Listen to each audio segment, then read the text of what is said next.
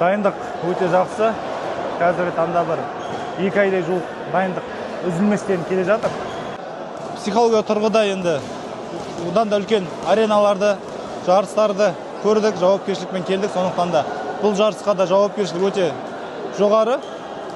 Жүктелген жүкті білеміз, сезінеміз. Соны көтеруге дайынбыз. Бұдан кейін енді Ливерпуль ғой, қазір көпшіліктің назары бұл да енді негізгі дайындықтардың бірі болып есептеледі, сол әлем чемпионатына. Сізде 2 дүркін әлем чемпионы атанатын мүмкіндік бар, осы жолы? Әрине, сол дайындық жылдан бастан қойылған мақсат, ең үлкен жарысымыз сол әлем чемпионаты Ливерпуль қаласында өтетін. Сол қыркүйектен 4 мен 14 арасында өтеді. Барлық ментально түрде, психологиялық тұрғыда дайындықтың бәрі соған келе жатқанын білеміз. Осының бәрі соған алып келетін поэтапный жарыстар, турнирлер. Сол 2 мәрте әлем чемпионы атану үшін еңбек етіп жүрік қазір. Мақсат жойқын, өте жоғары мақсатымыз. Көрінбейді емес, көрініп тұр. Алтын медальді қолымыздан келеді.